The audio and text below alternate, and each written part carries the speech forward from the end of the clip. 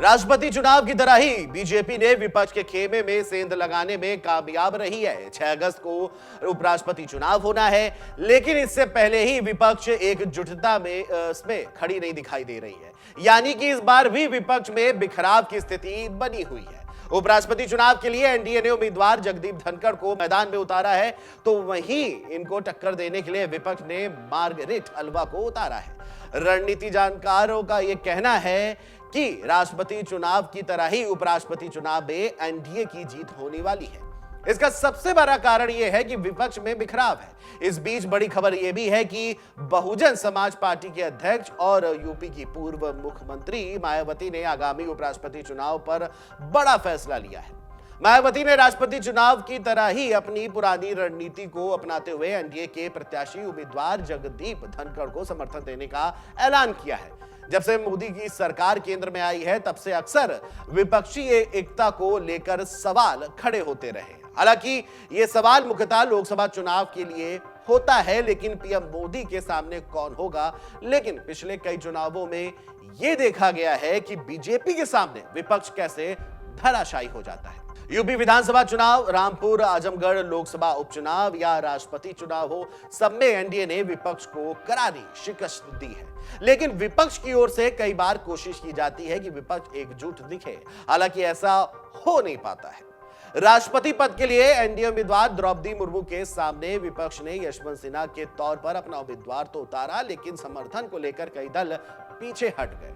पहले उम्मीदवार चयन को लेकर विपक्ष की ओर से जो नाम सुझाए गए, उनसे बारी बारी से सबने असमर्थता जता दी। आखिरकार यशवंत सिन्हा के नाम पर रजामंदी हुई, लेकिन जैसे जैसे चुनाव की तारीखें करीब आती गई थी, उनका समर्थन बढ़ने की बजाय घटता ही गया, जिसके कारण विपक्ष को करारी हार मिली।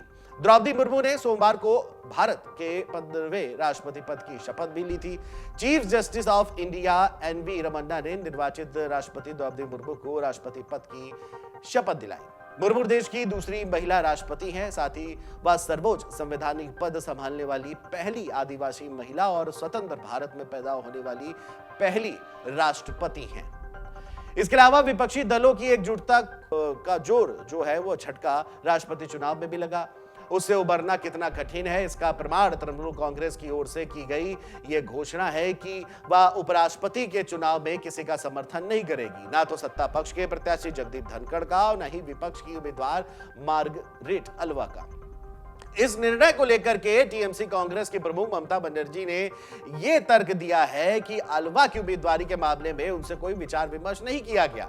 यह तर्क इसलिए गले नहीं उतरता क्योंकि विपक्षी नेताओं ने उनसे संपर्क संवाद करने का प्रयास तक नहीं किया था। ममता बनर्जी की ओर से अल्वा को उम्मीदवार का विरोध किया जाना इसलिए आश्चर्यजनक है क्योंकि जब उन्होंने राष्ट्रपति के प्रत्याशी के रूप में यशवंत सिन्हा का नाम आगे बढ़ाया था, तो अन्य विपक्षी दलों ने अपनी स्वीकृति जो है वो प्रदान की थी। इनमें कांग्रेस भी थी।